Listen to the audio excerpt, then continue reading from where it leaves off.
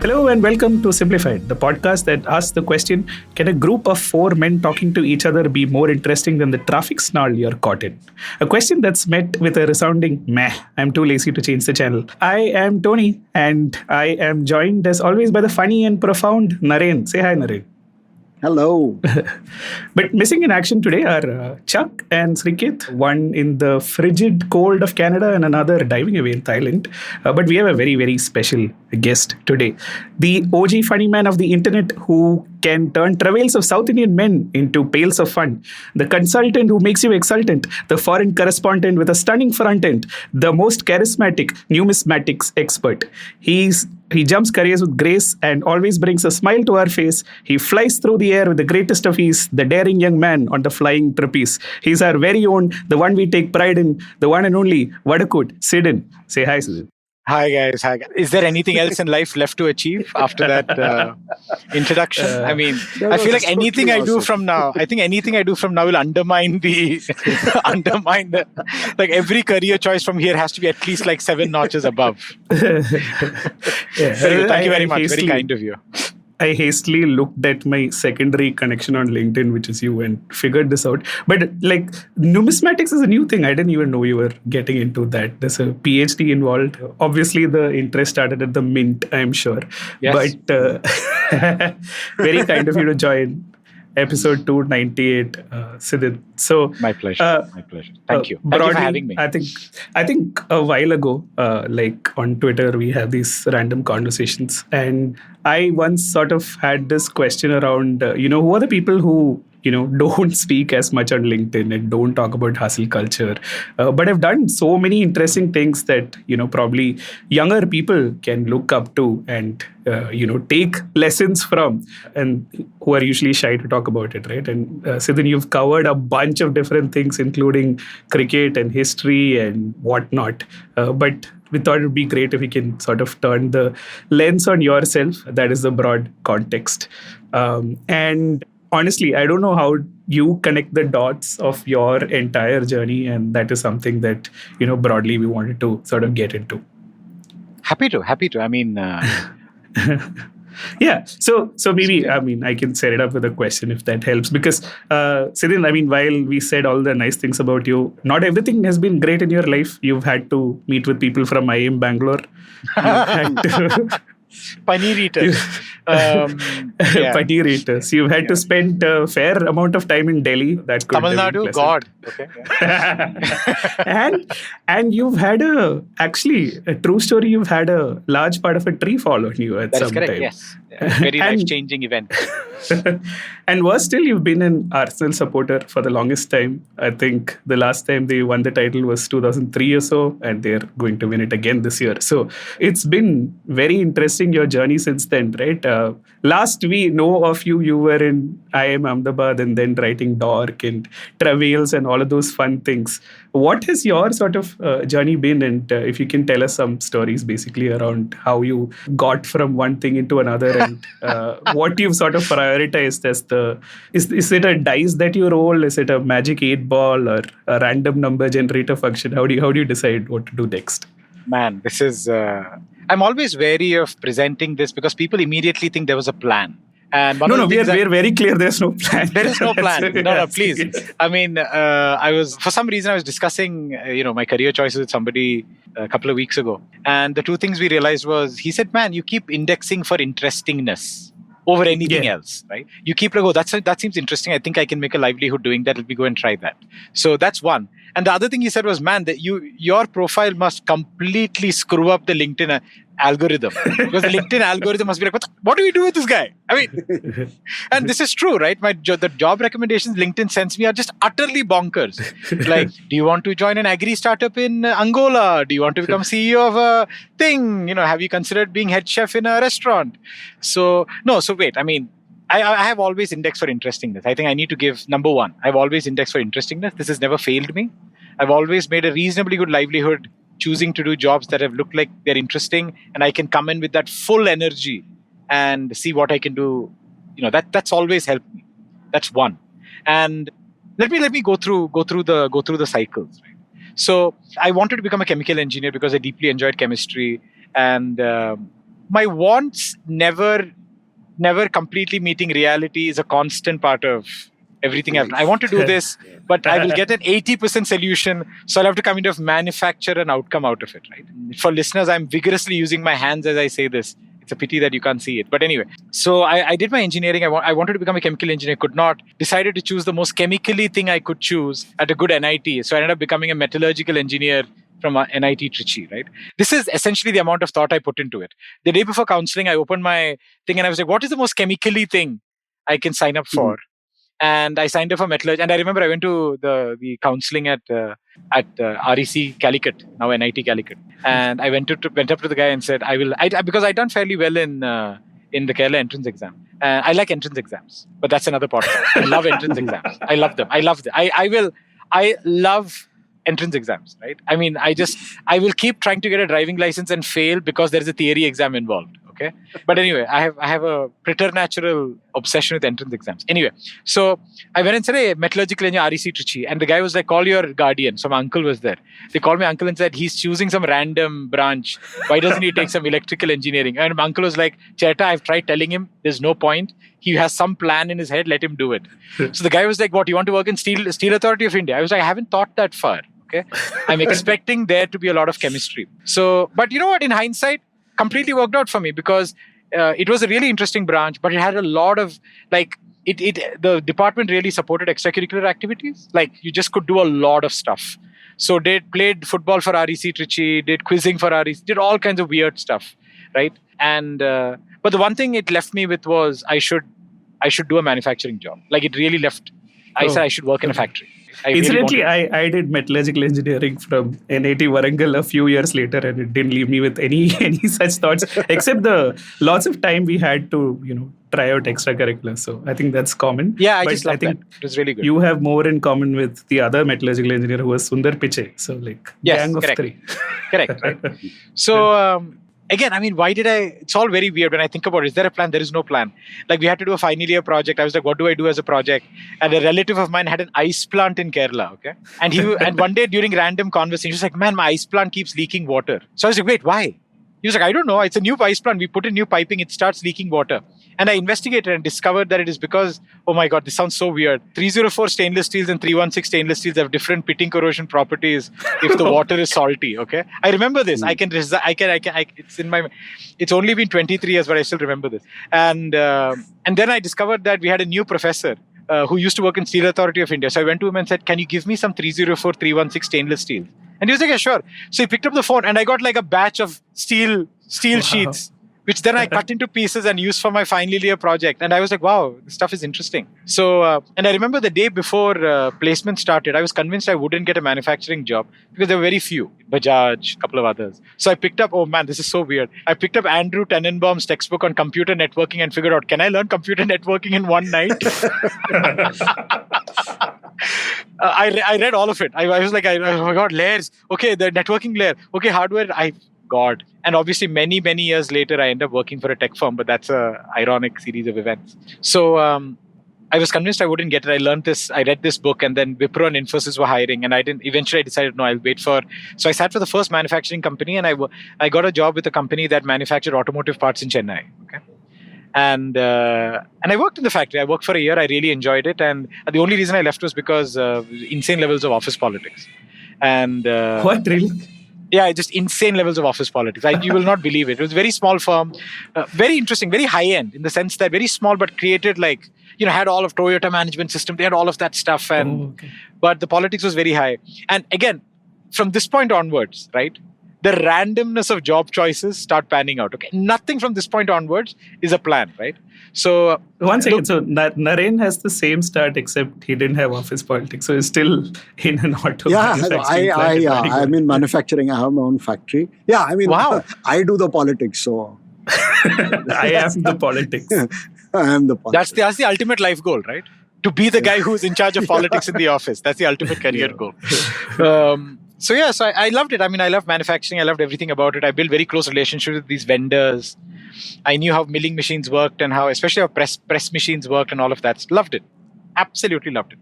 Then a friend of mine went to interview for a job and met someone else, and became friends, and told me that the someone else works for a kind of a publishing company in Chennai. And my friend was like, "Why don't you apply?" So I was like, "Okay." I mean, what's the worst that can happen? So this is the sequence of events, right? I took my GRE exam in the morning, and I interviewed with this company in the evening. Okay, so I did my GRE in the morning, interviewed with this company in the evening, went in, and they were this bizarre publishing company that only published for purchasing managers in factories. Tony, just stop me when these anecdotes are too long for your recording hardware. They're never too long, no. So, and this was this. We company, are also prioritizing interestingness, so there shall be a lot of silence from our end. Please. Great, please okay. Because I'm a print journalist. I can't do word count when I'm speaking, so I will just go on. Okay. So they were this company that published a magazine. It was called Industrial Products Finder. It still exists. It is a premier magazine in that space. Right? It is number one in the product finding vertical. Okay. So, and they just raised a bunch of money to create an B2B e-commerce platform. Okay. The joke I tell people is I joined a B2B e-commerce platform 15 minutes before all .com crashed all over the world. Okay.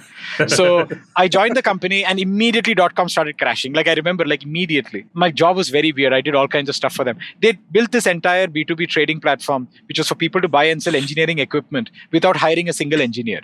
Okay. So they had all of these products in the catalog and they had no idea what these products were. So I would sit the whole day and say, this goes under turbine. This goes under spring. This goes under boiler. And, anyway, weird job. Happy, right? Because unlike the factory, no uniform, it's .com, right? You can do whatever you like. It was very chilled out. I enjoyed it. And the money was fine. It was Chennai. It was not really expensive. I had really fun roommates. Life was good. And then my roommate said, you know what? I'm going to go and do MBA. I'm going to do CAT. I'm going to take the CAT exam. I like entrance exams, as we have discussed before. So I told him, hey, can I come along? It seems like... I'm sure there's some PC Thomas in your life at some point. Yeah. I did PC Thomas in Thrissur. Because did you also take the medical entrance then? Just for like... Oh no, only engineering. MCQ bubbles. Just engineering. I did only engineering. Okay. I am a PC Thomas alumnus. From 1990... Wait, when did I go to PC Thomas? I graduated in 1997. I did my 12th in 97. So 95, 96, 97. Those 2 years. So anyway, my roommate, Gauss Moideen Sheikh Dawood from Tirupur, the loveliest human being I've ever met. And he was a powerlifter come kabaddi player for REC Trichy. He was like a state level powerlifter kabaddi guy. And both of us are, to put it mildly, chunky people, right? Twice a week in the evenings, both of us would sit on a fourth-hand Bajaj Sunny and go for CAT coaching classes at a place called Career Forum in Chennai. And I bring up the Bajaj Sunny because the Sunny was not capable of carrying both of us. So half the journey, it would be both of us with our feet on the road, kind of kicking us along because the Sunny couldn't deal with the weight. It was really funny. And as things would pan out, he did not eventually clear CAT, but I did.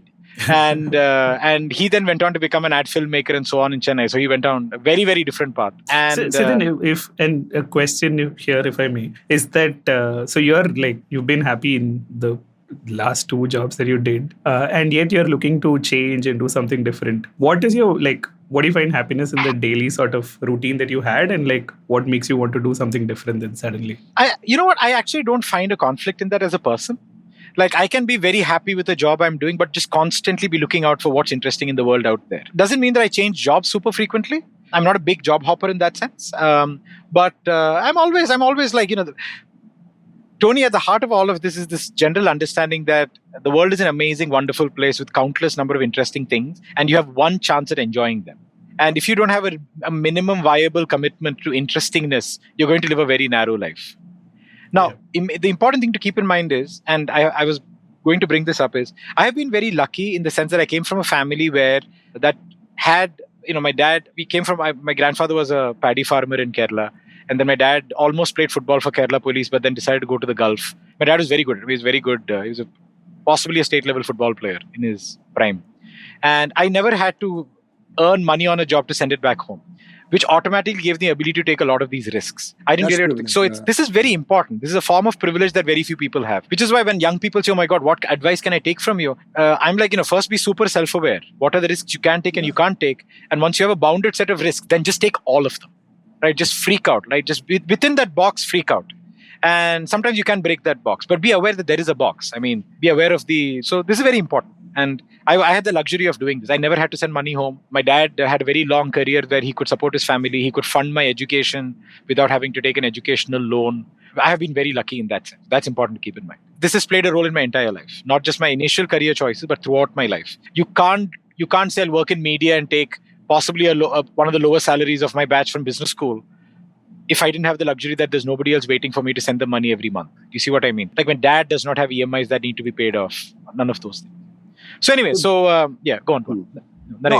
I've been reading about AI recently, okay, and one of the concerns about AI is AI systems, once they become sufficiently general, could go rogue and do things which are not good for humans. So that's a concern, and there are a lot of people who say no, that will never happen because we make the system, and if the AI is truly intelligent, why would it do anything bad? And so it goes down a whole sort of different road, and it talks basically about instrumental goals and normative. So normative goals are the ones which you want because you want them most of the times, and the instrumental goals are the paths or the goals you try to achieve because you think is going to take you closer to the normative.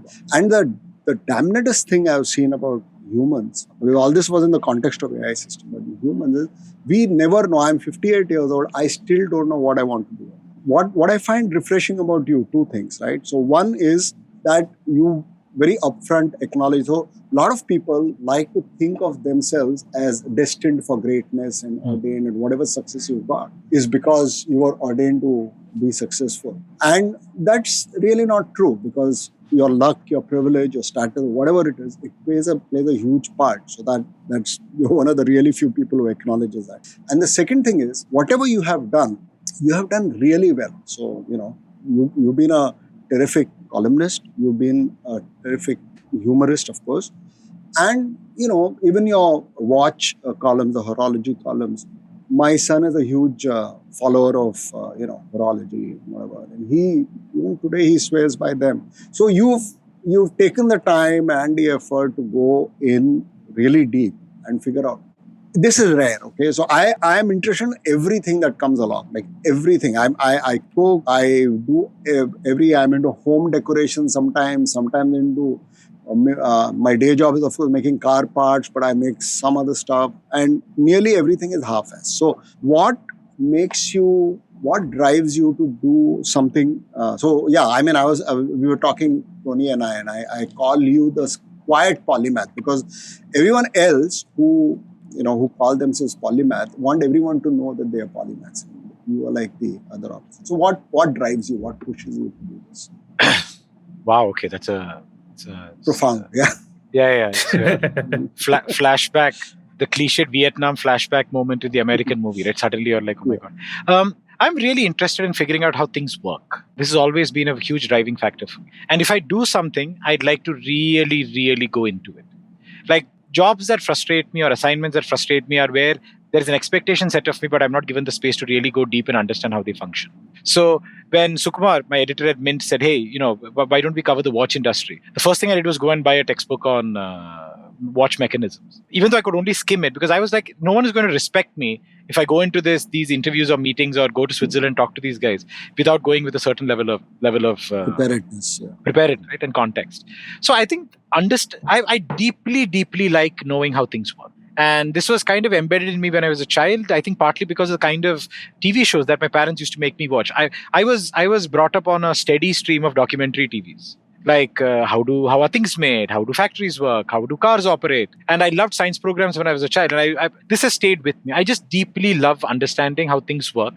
And I think as I've grown older and become mature, that interest now extended to human beings as well. I'm deeply interested in trying to figure out how human beings operate. What incentives do they do? Why do they function this way? Why do people have the political beliefs they do? What does it take to change their mindset? This helped me as a journalist, because initially as a journalist, you're okay. I'm a healthcare journalist. I know how healthcare works. I'm a tech journalist. I know how technology works. But then if you start asking how do human beings work, that I think is what makes you a really good journalist. Because then you understand the people who work there, but you also you understand the space, but you also understand the human incentives for people who work in that space. I hope I'm making sense, but it's not. So I have No, I'm just saying, what has really driven me is this deep need to understand why things operate. Not to show off, right? Not for the credentialism involved with it, but because it makes me better at my job, and because, like I said, I have scratched an other itch of this world full of things. I feel like I've lived a better life because I know how mechanical watches work. Not everyone feels that, but for me, it's a big deal. No, I find that very inspiring. And so there's this book I read many years ago called 7 Habits of Highly Effective People by Stephen Covey. So one thing that really stuck with me was one of his principles, which said that first understand and then be understood. So if you want to really be understood by someone, you have to know where they're coming from. So this is connecting back to your interest now in people. And people are complex. They contain multitudes. And almost no one is completely bad or completely good. So there is is a huge complex thing. And it's impossible to understand unless you actually are willing to sit down and listen and spend a lot of energy and find out. Yeah. No, and two things just before we let you continue on your story, Sidin. One is that it's not just about learning for you, right? It's also probably about putting it out in the world in a simpler form. The simplest thing that I listened to today after ages, I should have listened to it long ago, was at least the first 5 episodes of A New Republic. Let it be known that Sidin started the Republic before Arnav Goswami did. But it was a podcast that I knew you did, so I Googled for it. It doesn't even exist on Spotify because you did it way before, right? And basically, after listening to 4 or 5 episodes, I realized the amount of research that's gone into this must be massive, right? At the same time, you are effortlessly funny, right? And maybe it is a lot of effort for you, but it doesn't come across that way. So, I mean, I don't meet too many people who are, passionate academics who are also extremely funny. Was that natural for you, or was it a conscious effort in terms of just staying humorous throughout and not becoming a cynic, as it were? Yeah, so wow, okay. Again, a couple of questions there. The first one is the podcast. So podcast happened because this was during the podcast happened. If you remember the initial stages of the Indians Against Corruption, the Kejriwal Anna Hazare protests. I think very specifically I think it was Acorn, Nitin Pai. I think he on a tweet or something said they were discussing about the constitutionality of these protests. Are these protests unconstitutional or constitutional? Yeah. I suddenly realized I have no idea what that means. I know we have a constitution. I know it's supposed to be a big deal, but I have no other information on this. Right? And people are like, I'm proud to have a country with but why? Right? So I was like, I need to understand why India has a constitution. And I was like, wait, one way to motivate myself to do this is to do a public commitment that the output of my research I can share with people. And I realized the podcast, they were easy to make, but there was still a lot of hard work. It's much easier today. I think the paraphernalia, the tech and all of that has become much easier. So I think it was 2012, 13. I think something like that. Yeah. I think if I remember correctly. 2013, I think. Yeah, 2013. Yeah. So I was like, look, I'm going to do this. I'll take it as far as it goes. But let me start with what is a constitution? Why do we have one? Why is it the way it is today? How did we get there? Completely changed my understanding of Indian history completely. And I really enjoyed it. And I enjoyed, I think 3,000, 4,000 people used to listen to every episode, which at that point was pretty good. I mean, at a stage where audio wasn't widespread. So that's one. I really enjoyed it. It completely changed my understanding. And for me, again, everything is connected. I understand how watches work, not just because it tells me I can write about watches, because then it gave me an understanding of how Switzerland worked, and therefore how Protestantism worked, and therefore how the Reformation worked. So that actually put me on a path to want to understand more about the history of the Catholic Church or the history of Christianity. But it started from watches. The constitutionality exercise started with wanting to know how constitution worked. Then it made me obsessed about the evidence of empire in London as a city. How do you see empire manifest itself in the city of London? Then it made me go down the whole track of institutions and why people overestimate them and underestimate the power of human beings and so on. So I find this all quite connected. I mean, I don't find them as standalone interests. They all kind of come together. The humor comes from 2 places, I think. One is life experience, and the other one is I find the human life extremely absurd. I find everyday life just utterly absurd. Every job I've had, if you just sit back for a second, none of this makes any sense, right? You sit back and you're like, why are we doing all of this, right? And no job I've done has been like the current job I do, which I love. It's the best job I've ever had. All of this, there is a sense of absurdity in this. There's a sense of weird constructions, weird stuff. Why is PowerPoint a good way of sharing complex ideas? You think about it, it just makes no sense. Right? It's a very weird skeuomorphic representation of, it's not pages in a book, it's not transparent, it's just a weird thing, right? I've just constantly had to look at absurdity wherever I've gone. The other thing is a pivotal experience in my life. I've written about it a little bit, which is my mum passing away in 1990. I've written about this a little bit. So I would pretty much say that I was born in 1979. My mother passed away in 1990. Those 11 years, I was very much an amorphous blob of a human being, reasonably good at exams, but I didn't have a real personality of my own. And then I had this moment when I suddenly had to grow up, an adult, immediately.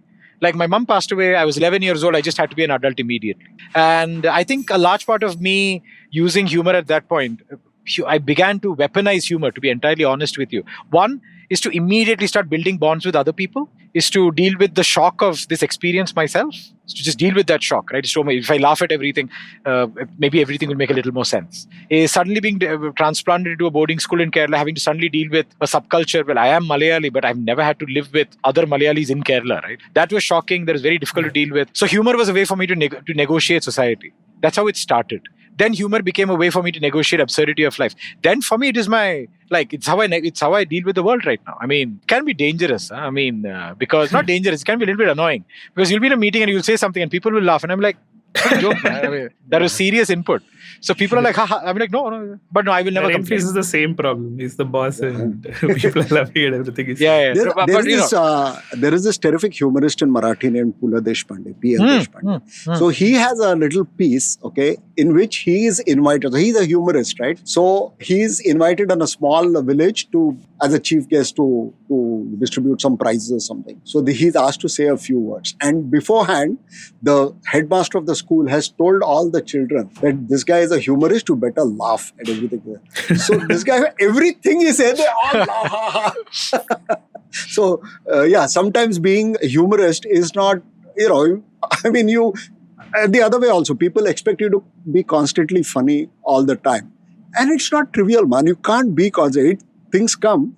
And the other thing I read, very close to what you're saying, I heard, I read something by Dave Barry, who said something to the tune of, humor is, it's our way of dealing with the anxiety and the absurdness of life. So, which is very close to. So, some people like you, humor is to remind you of your own quote, it was sense of humor is an expression of the anxiety we feel about a world devoid of reason. Or words to that effect is what you told me. So, yeah, Dave Barry, by the way, huge influence when I started doing my writing, and very influential. And I remember there's a phase when I started trying to write like him. And Peter Griffin, who some of you know from Twitter, worked in advertising, really wonderful man. I mean, Peter actually called me up, I remember this, and said, no. You write your own style. You can be inspired by him, but you have your own voice. Stick with it. Very, very useful. This has to be 18 years ago, 19 years ago. Very influential. So Peter, thank you if you're listening.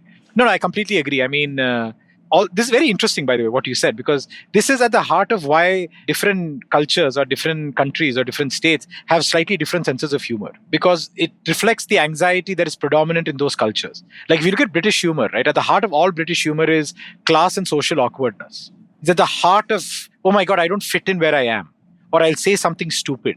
Is at the heart of so much of Monty Python and so much of Mind Your Life. All of the, if you look at all British, a lot of it is, Woodhouse even, is class anxiety and social awkwardness. In India, that's not the case.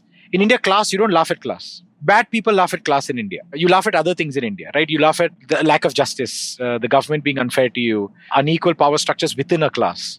You never make fun of people who are poorer than you, but you can make fun of people who are richer than you. I find it utterly fascinating what jokes land and don't land depending on where you are, where you live, and it's very interesting. I mean, completely correct. I deal with my non-stop anxious, the anxiety OST in my head. I use this to deal with it. There's also a little genetic element to it, I'm sure, because as evidenced in, I want to say, London Cricket Stadium somewhere, Jitendra by Jitendra came to the fore, and your dad.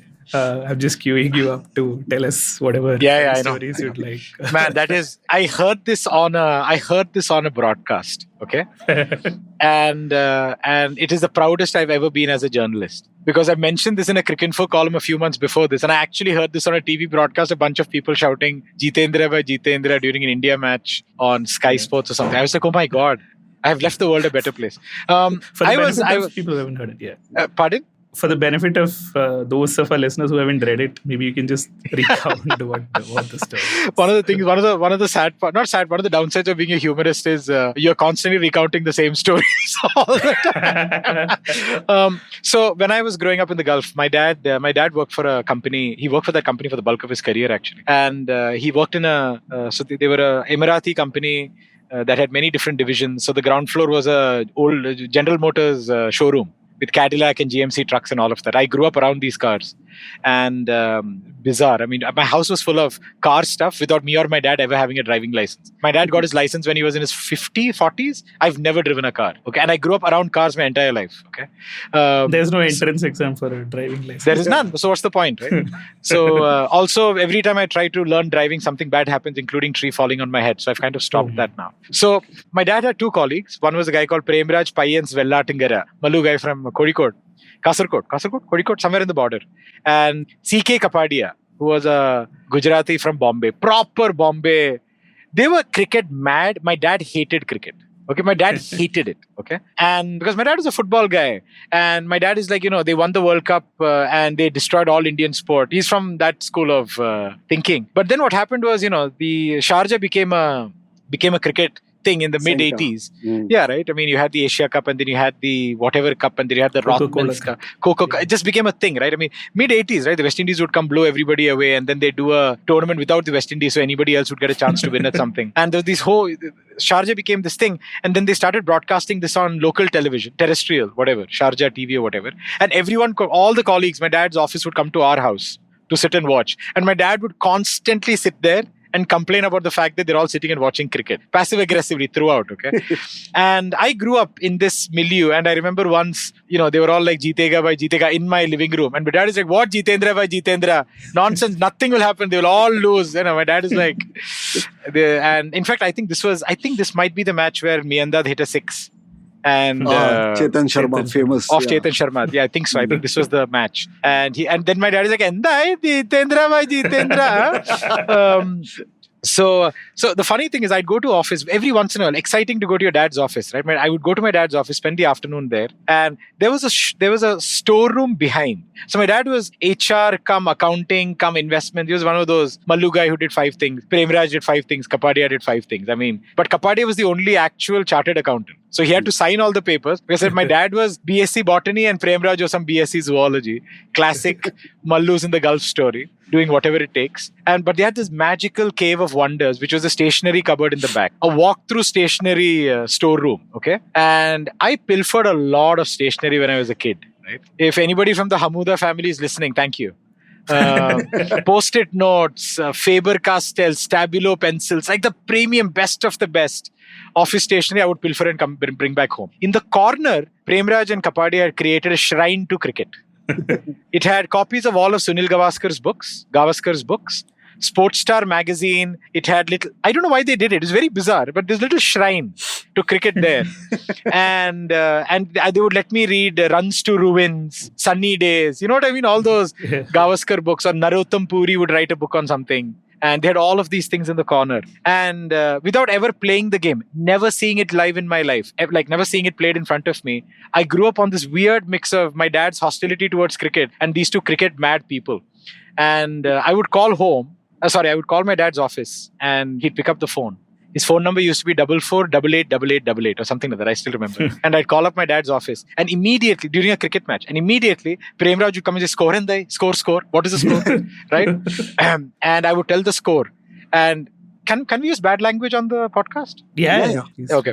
So Premraj would say, what happened? And I would say, this is very inappropriate, but I have to be true to the story. I would say, Kapil Dev is out. Okay. And my dad would say, Premraj, Kapil Dev is out. And Kapadia, you could hear him screaming from across the hall, Gandu, Kapil Dev! I think in the cricket version, this feature says Pandu. So that's how I grew up, right? And then Cricinfo called me one day, Leslie he said, hey, can you write about cricket? I said, look, I've never played it, and I only know the cricket in this very weird, passive-aggressive, absurd way. He said, perfect. Write about it. So that's my initiation to cricket. There is a group where we still laugh at all your cricinfo stories from time to time, including recently when Parvez Musharraf passed away. And someone was like, oh, Parvez Maharoof from deep cut from Sidin. See, the thing is, I actually don't like cricket. I mean, this is at the heart of it. I find cricket this most absurd theatrical thing, right? Like, I don't know if you saw, I tweeted the other day. Cricket is the one place where pundits will argue with each other about how old my memory is. Oh, you remember 1992? I remember 1988. You remember 1988? I remember W.G. Grace in front of me, So, cricket is this weird, it's very Indian sport in that sense. The substance at the heart of it, nobody particularly cares. But the drama around it, oh my God. Who should bat at number 4? Who should bat at number 5? Dude, what the heck, dude? Which is why I like Dhoni. But Dhoni is like, I don't give a damn. You put me 1-2, I'll do whatever I like. So Dhoni is unpunditable in some ways. I feel like there is some Switzerland airport story where a security recognized you as the author of a column or something like that. Yeah, oh man, Tony, you're the... I sound so uncle-like in this recording. So one of my final... I kind of wound it down because I was not watching much cricket. I started watching a lot more football. But the semi-final of the World Cup, I think it's a T20 World Cup semi-final. India-Pakistan, right? No, that is a final. So, no. This was an India-Pakistan match during the T20 World Cup. Because I think we played Pakistan twice. Is my memory correct? There was a tie and a bowl out, and then the finals we played them again. If correct, you're talking that's about 2007. Yeah, that's the one, right? 2000? Was that 7? 7. No, then the actual 50-over World Cup right after that. Oh, okay. Somewhere, I mean, my memory fails me. But anyway, this was an India-Pakistan cricket match during a World Cup. I was in Switzerland because I'd gone for a wristwatch conference. This totally sounds like it's a made-up thing, but there are 2 or 3 major world conferences for wristwatches and timekeeping. So I went for the one in Basel. And India was playing Pakistan. And the conference got over. Like, everything ended. Like, the conference had got over. We were... there's a bunch of Indian journalists. We left the press room. We were following it in the press center. Okay. And then they said, go, leave. Closing the press center. And we were leaving. And then we went to a McDonald's to watch this. And we just created complete halla. And we just destroyed that McDonald's. Because they would give you 20 minutes each. And your Wi-Fi would... And we were like, first your phone, then your phone, then your phone, then your phone, then my laptop, your iPad. I kid you not, the final device was my Kindle. We connected my Kindle to their Wi-Fi and used the experimental browser to check the score on Cricinfo. I remember this, right? And after that, we ran around because we defeated Pakistan. We ran around. We lost our minds. And then immediately I went back, wrote the article. I had to go back to Zurich. I was there in Zurich for a couple of days and then I came back to India. And not in Switzerland. At the airport in London, at Heathrow, I was coming through and the guy saw my pass. He was like, oh, where did you go? I said, no, I went to Basel for this conference. And he was like, do you know? Another journalist like you went to Basel and he wrote this article about watching cricket, the World Cup during Basel. It's the funniest thing I've ever read. And I looked at him and said, I wrote that. And again, one of the rare, how many times can an Indian journalist say that somebody looked at them with respect? Huh? Life goals. Very tough. Life goals. Very life goals, right? I don't think it's happened since the mid to 2010s. Yeah, but don't know if it's ever going to happen again too. But that was, oh God.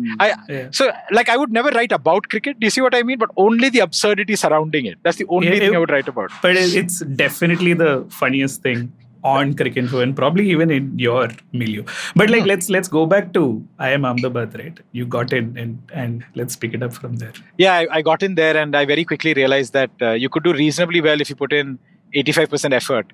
And every incremental effort from there is simply not worth it, right? I didn't want to. And I didn't go in with any What were idea. you optimizing for, though, when you putting 85% effort? What was I optimizing for? In year 1, nothing, because I didn't know what I was getting into. I just thought I'll enjoy the whole experience, right? I'll just enjoy it, learn what I like, pick what I like, and look at what I liked. Genuinely, I just did whatever. I did a good mix of... The one thing I realized was I probably didn't want to do finance. Because I realized that I looked at all the other people who were doing finance and I wanted to mass murder all of them. So I was like, I wanted to shoot all of these guys into the sun. So do I really want to work in finance with these guys? So I decided not to work in finance. And whatever else, right? And I picked a bunch of electives. I did a lot of interesting electives. I really liked retailing. I liked understanding how supermarkets worked and how branding works. So I enjoyed that bit. So a little bit of retail. I did a little bit of portfolio management, a little bit of persuasive communication. I did strategy formulation. I did a bunch of stuff, no focus whatsoever, right? Just did a bunch of everything. Like engineering student at buffet, basically. basically. Completely. Fill plate with everything. Completely. I just did a little bit of, especially the crispy fish, right? I mean, oh my God. A hotel refurbished in Trichy and had a buffet. And we would go in groups and just only eat the crispy fish. To the point where they had to pass a constitutional amendment saying that everything except the crispy fish is unlimited. Right? And a guy would come and give you crispy fish. Jenny's residency. I don't know, maybe it's still there in Trichy. Anyway, and then when placement happened, once again, much like REC Trichy, I was like, oh my God, what do I apply for? Like, I have just simply not optimized for anything at this point. And so I applied to a bunch of consulting firms. I think got a job with Tata Strategic Management Group, TSMG, I think it's called. Yeah. Their internal consulting thing. But then I got another job with A.T. Kearney after that. So I dropped the TSMG offer and then I picked up the A.T. Kearney offer to do management consulting in Bombay. And again, no plan. But once I went to A.T. Kearney, they actually went back to my engineering experience. And I did a lot of manufacturing and operations work for them after that. So yeah, again, no plan. Literally zero plan. I applied. I think I went into the place. I ran placements at both places because people are like, the guy literally has no idea what he's doing. Zero chance that he will misuse the privilege of being placecom coordinator. People are like, he's harmless. The guy has no idea what he wants. So I ran placements at both Trichy and Ahmedabad. I don't think there are a lot of people who've done both. And so I ran it in Ahmedabad. And I remember I went to the placement office. I said, oh my God, A.T. Kearney deadline in 15 minutes. And sent it off. Yeah. Ended up applying for them. And I think next is the sort of pivotal change, right? Here it is fairly conventional. And then you completely change track. Completely. And it starts during my summer internship in 2004. That's the real pivotal move. So summer 2004, I'm doing my summer internship with Johnson & Johnson in Bombay. My job is to assess the market for a hernia mesh. A mesh that is used for hernia operations. So my training involved watching VCDs of hernia operations. And my thought on this is, would not recommend. I would not recommend this. No one should have to see hernia operation videos. And it's like Twitter mentions of a verified profile, basically. Yeah, just don't do it, man.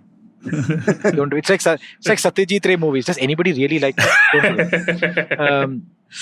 So anyway, so there was this whole, but I fell ill and my project kind of fizzled out very quickly because I realized that they were looking for a falsification project, which is, there is actually no market in this, but we'll make a MBA student struggle and tell us that there's no market for this.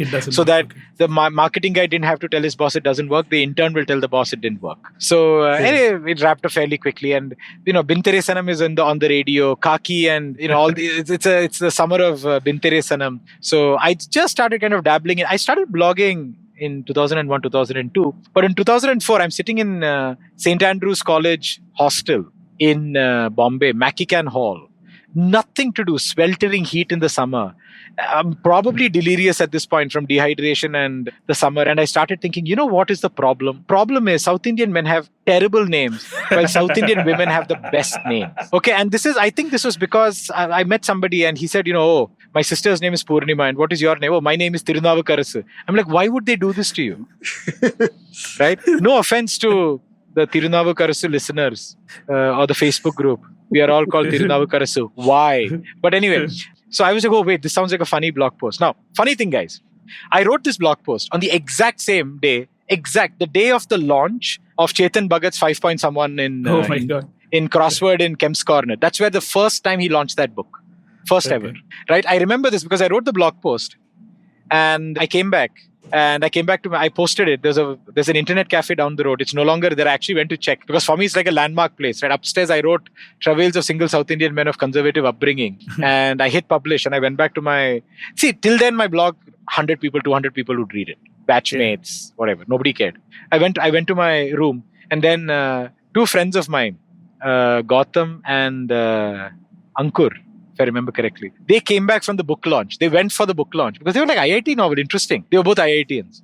They went for the book launch, came back, and they were like, weird guy, weird book. And I was like, forget all of this. Did you hear about the blog post I wrote today? Okay. Nothing is going to come of this guy or his book. Ignore this Chetan Bhagat's fellow. Listen to me. Listen to my blog post.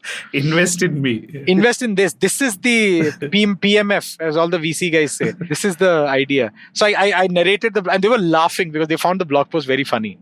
And then I went to bed and then I woke up next day morning and I was like, what the heck? I've never received so many comments on a blog post before. I believe it started because somebody in PNG in Singapore gave it to their group, who then gave it to their group. And then it just suddenly became this whole, initially IAM, but then engineering. And then just literally 20,000 people were reading it every day. Just bizarre number of traffic. That is what really became the pivotal moment, because I started writing more. I realized that I was very good at this very particular sense of humor, which is very deadpan, but also very annoying. You know what I mean? Slightly Chuck smug. actually has printed out that blog. Yeah, I've signed it. I signed it for him. Yeah. He came for my first book launch, so he printed. I signed it. So that started. Then I started writing a lot more in second year. Then I joined A.T. Kearney. Then I had this voice in my head that maybe I should try writing for a living. It wasn't clear how, but maybe I should try writing for a living. And again, so much privilege, right? I mean, just so much privilege to be able to do this, right? To have saved enough money that I had 7 months of rent and food, that I didn't have to send money home, that no one was depending on me. So much privilege. But was this calculation apparent to you then?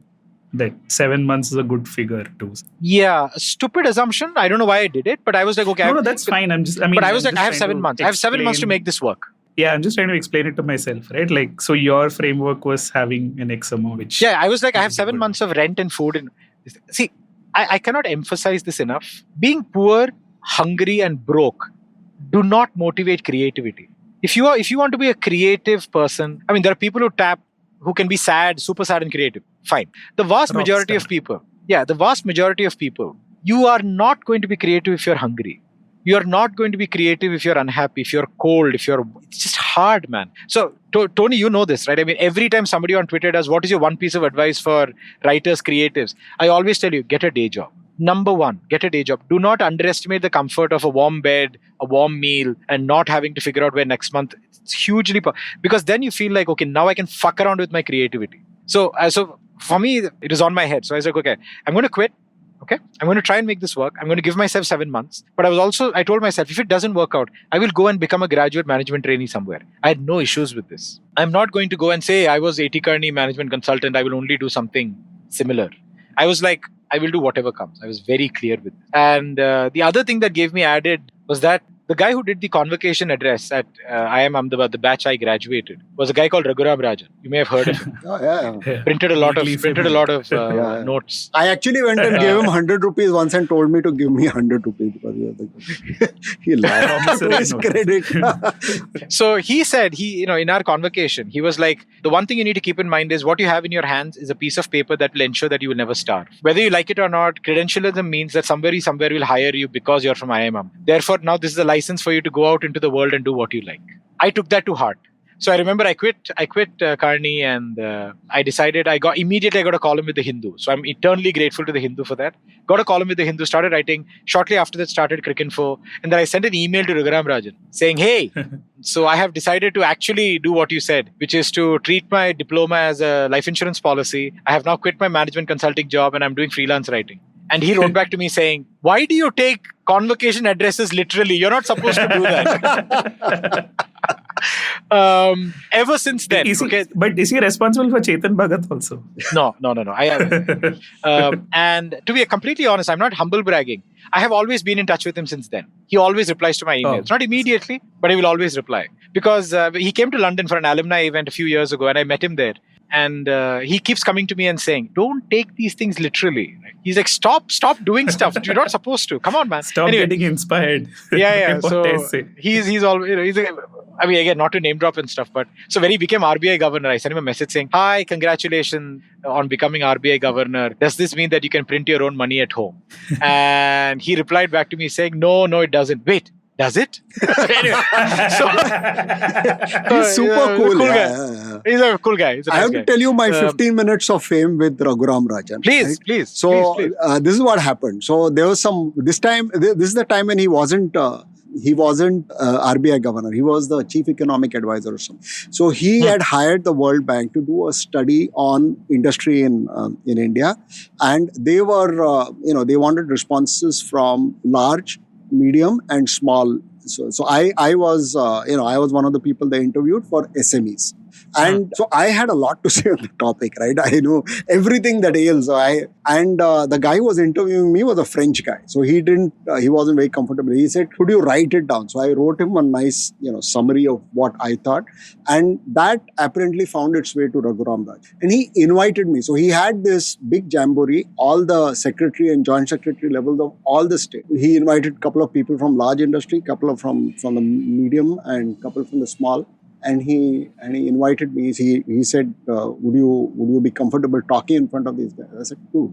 So I spoke, and then he summarized everything, because I had a very concrete example. At that time, we had an order for something, and if you wanted to scale up to make 1 million of those, there was no way I would be able to make it, because you can't buy land, you can't get permissions, you can't get to the export order, that kind of. So his summary was, we have to help people. We have to help Naren Shana. How are we going to do that? It was very cool. I mean, I really. You became a textbook question. He's like super cool. I had that sense of humor and. Wow, a lot of people are going to respond to you interesting ways on Twitter once this episode goes out. Oh, so you're a Raghuram Rajan fan, is it? I see. Oh, yeah. Yeah, he's. I take it he's not the most popular guy in the country at this point. Why, you don't like prosperity, Naren? You don't like prosperity in this country, huh? I did, again. So I quit. I did everything. I taught English to SAT students in Chennai. I wrote content for a Gujarati website. I did a bunch of columns. Wait, you were in Chennai at this? Sorry, in Bombay.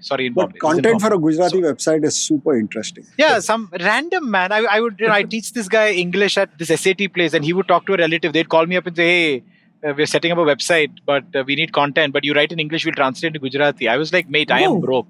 I will do whatever you like. Okay, yeah.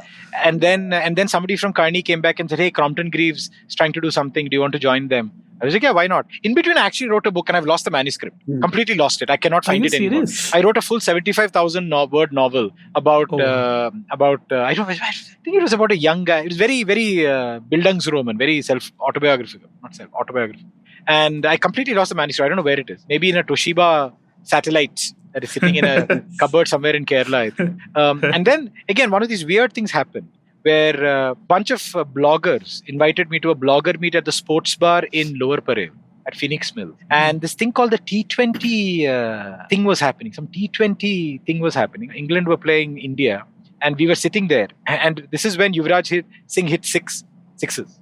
Yeah. Right? And people lost their minds. Because what the heck, right? Everyone was drunk. And somebody there was a journalist at Mint. And partly out of the effect of alcohol, perhaps, she was like, you should write for us. Any freelance writer in India will tell you, tell us you should write for us. We will hunt you down till the ends of the world till we write for you. We are like the LIC agents, in this way, right? We will hunt you down, right? And so I hunted it down, and initially they gave me a couple of columns and I wrote. Then they said, come full time, and I was not very interested. Then I said, actually, 2 days later I called up and said, no, actually I am interested full time. They said, no, we've hired somebody. Ye kya hai?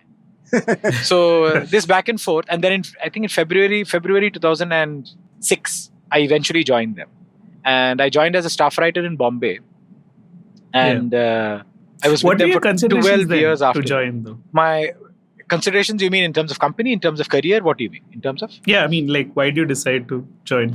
What changed in those 2 days? The good question. I never thought of this. It's been years, right? I think initially I thought, no, I'll keep doing freelance and do this. Yeah. And then what I realized was Mint was doing so many different things. I was like, this is like being paid to be somebody's freelance writer in residence. Yeah. Because I was like, man, these guys do so many different things. And they told me you can do whatever you like, right? Work for the weekend paper, but you've done your MBA, you understand business, maybe you can contribute to the main paper. Carte blanche, come in. And one of the things I told them, and this has always helped me, is I will come. Let's give this 3 to 6 months. If it doesn't work out, we shake hands and we part as friends. I will not stay here if it doesn't work. I have always maintained this in every job I've done, pretty much post my MBA. No hard feelings. So I went into Mint, and then I was in Bombay, and it went really well. Then I became a senior staff writer. Your carte blanche thing is very true. People still remember me as a crossword setter, although it's been like 10 years since I've set a cross. But like the first ever thing that I set for was Mint, and through you. Basically, you said, can we do something interesting in terms of looking at the week's news and creating a crossword around it? It's like, I didn't know. But we can do it. So that's how I got into the Hindu crossword as well. I think, I'm not sure, but I'm probably the first non-TAM BRAM setter editor for the Hindu, it's probably likely. Wow. But it happened only That's because a huge, you that's took a a. huge thing. No, I'm guessing. I mean, I don't know because that place is fairly sort of like cloistered and. But you touch upon something that's very important, because one of the things you'll notice in the story I've told you is that I've constantly been given breaks by people who had no reason to give me these breaks. A lot of people gave me chances. The B2B job, the Kearney people, the Gujarati website guy, the SAT coaching center, Mint, Crompton, all of these guys had no reason to, I had no credentials, but said, we'll give you a chance. So I have been utterly shameless in giving other people chances whenever I can. I have, and this I'm very, very happy with. One of the things I take pride is in the fact that a lot of people do their jobs today because I'd see something there and said, you know what, I'll give you, let's try it out. Let's see what happens. So this I'm very happy with. This is so true. I mean, so word of encouragement is one thing, but actually being given a break is a different thing altogether. 100%. And every job I've done, like at Mint, when I moved to Delhi, and then I became managing editor for digital, Mint on Sunday.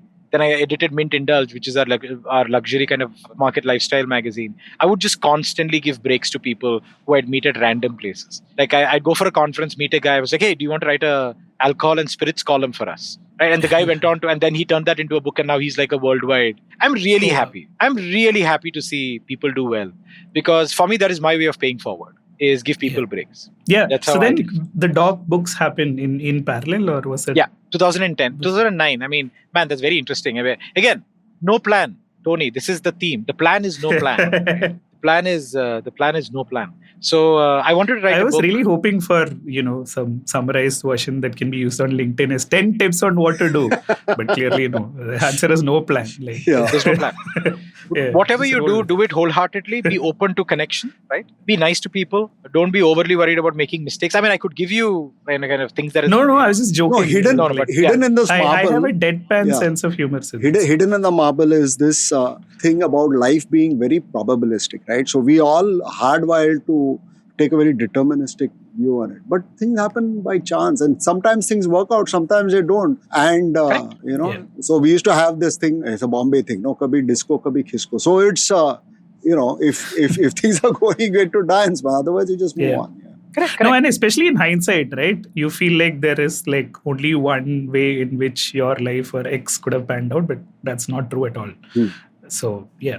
Yeah, and this is also true for my books. So I decided I was going to write a book sometime in 2009, and this was the time when a lot of blogs were being compiled into books. Like there's an idea that maybe we should take an anthology of blog posts and turn it into a book. And initially, that was my conversation with few people in publishing, not editors or anybody, but friends who knew, whatever. And then suddenly everyone realized that this is a bad idea. So because I remember I sat one weekend and my then girlfriend, now partner, and we took I printed out of all my blog posts and then we combined it and so this could become a book. And the immediate feedback was why would people pay money to read stuff they can read for free online? Right? Yeah. This is well before Substack, when you could brainwash people into paying you for stuff that the same thing, but you rewrite it every week. So I was like, okay, I'm going to write a novel. And there's one blog post I'd written when in Ahmedabad, maybe 2005, which was somebody who's writing their diary entry on their first day at work and everything going bad. And I said, okay, wait, I can take that and I can turn it into a novel because there's two benefits. One is it's absurd. It's my style. And two, it's kind of like blog posts because they're all diary entries. So it's not really running text, right? Running prose. Let me try it. And I think I wrote the entire first half without a publisher or anything. I just wrote the first half. And then I found a publisher, and I'm sparing their name now because it kind of went wrong, but it's not their fault, but I don't think it's being fair to them. So she came to me and said, love it. I will give you a contract. And I was overjoyed. She said, I'll give you a contract. I'll pay you money. Finish the second half. We'll publish the book. I sent it to her. And then she sent me a contract, and the contract had my address wrong. So I sent the contract back. She said, oh, really sorry, I'll send you. This one had the address correct, but my spelling of my name was wrong. So I sent this address back. And then they ghosted me after that. Did not come back to me at all. Wow. Completely vanished. Like zero contact. Wow. Because apparently the editor fell ill, had to leave the publishing house. Publishing house went under restructuring. Never happened. And I was really demotivated because I was like, man, maybe the world is genuinely telling me don't write a book. Okay, leave it. Then December 2009, again, Peter Griffin to help. I asked Peter, dude, do you know anyone who can help? Then he did a LinkedIn, my friend connection with somebody who was an editor at Penguin called Avanija Sundaramurthy. And Avanija said, send me the first half. And I sent Dork 1 first half to her. And she came back after the Christmas holiday and came back and said, dude, this is mental. Can I have the second half, please? Urgently. I was really happy with it. I did not know I had no idea if it worked or not, right? And yeah, it went on to become a 3-book series for Penguin. I think the original came out 12 reprints, and then they did an entire series of rejacketing, which has now gone through, especially book 1. Book 1 continues to do just constantly, it keeps getting reprinted. Book 2, I think book 3 is the best. Book 2 was badly edited. Book 3 for me is the funniest because it predicts a lot of stuff that happens later, and it's a riff on the Commonwealth Games. But book 1 is kind of, a lot of people read book 1. And for me, the funniest thing was I always thought that our fear was, this was the first workplace novel in India. No one had written a workplace, unabashedly workplace, IIM, MBA style novel because it seemed very niche. The single biggest audience who write back to me are retired public sector employees. The single biggest subsegment of the readership is public sector employees who come back and say, oh my God, this reminds me so much of this, reminds me so much of that. That's when I realized that the context is specific, but a lot of the fundamental human frailties of the workplace are universal. So that's how the doc books came about. That's the same. And speaking of predicting stuff in the future and changing tack, you then went on to Skeptical Patriot, which is completely different. And then Bombay Fever. Again, complete. And in between, I wrote a book called The Cops That Spoke for Juggernaut. True crime nonfiction, kind of a legal investigative thing on a family that got murdered in the UK. Yeah, again, the privilege I have is broadly today, if I decide to write a book, somebody will publish me on the strength of my back cat. I will shamelessly misuse that. But like, why didn't you stick to a formula per se? Right? Because why would you? See, Tony, like, India is a very, very hard country to make a living of writing a book, right? Yeah. If you do a nonfiction, I can tell you, if you spend serious money doing a nonfiction book, you will never make that money back. You will not make the cost of a research trip, you will not make back. So this I have made my peace with. It doesn't matter how many dorks I sell, how many Skeptical Patriots, how many people, how much press coverage, the podcast I put on, all of this is great. I enjoy it very much. It will never make me a living. Now that I've reconciled with that, try every genre, man. Yeah. Right? Enjoy myself. The crispy fish. Yeah, right. Yeah, I mean, I'm okay with being a small, very happy fish in a very large, non-commercial pond, you know what I mean? Or in a very unmonetizable pond. I'm very happy. I love writing different genres and I love it.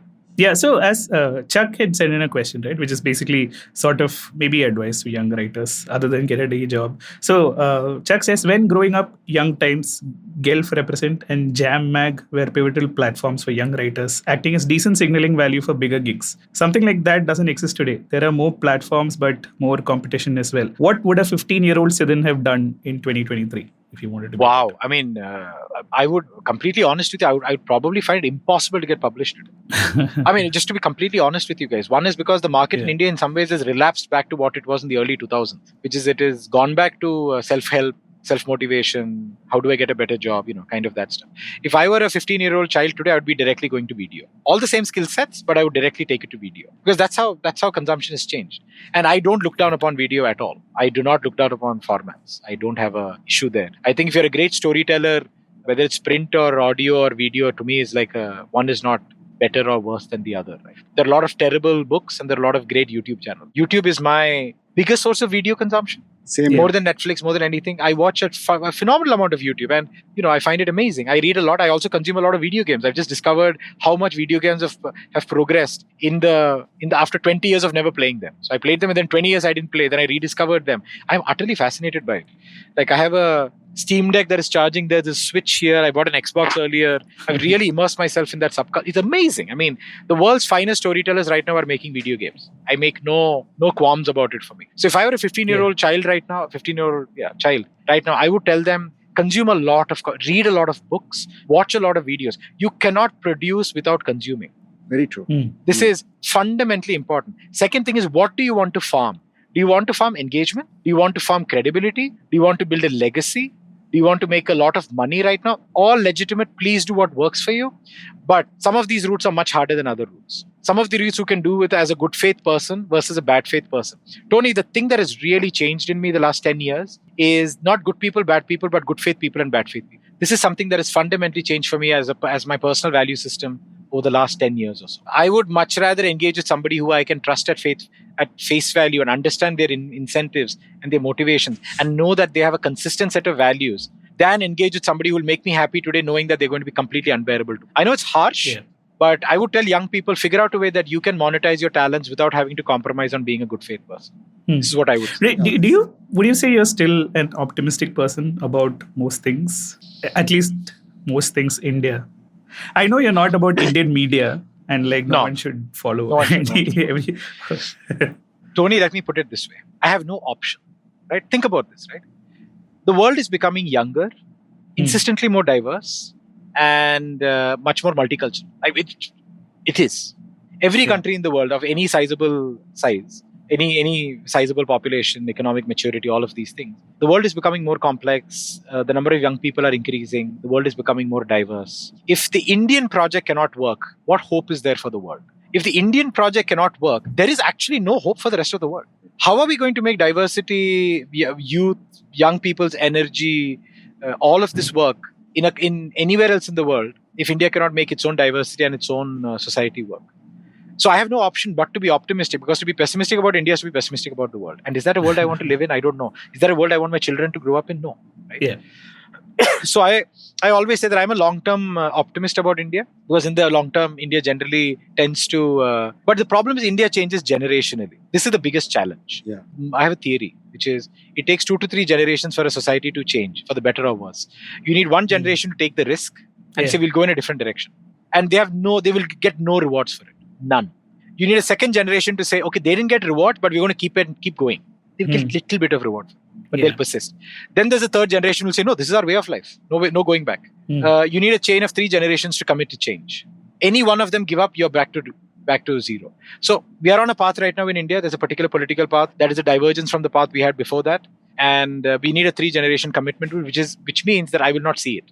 So it's hard. It's hard. But does being a history nerd help? Do you see that history repeats itself, or like things can be very different from what's played out before as well?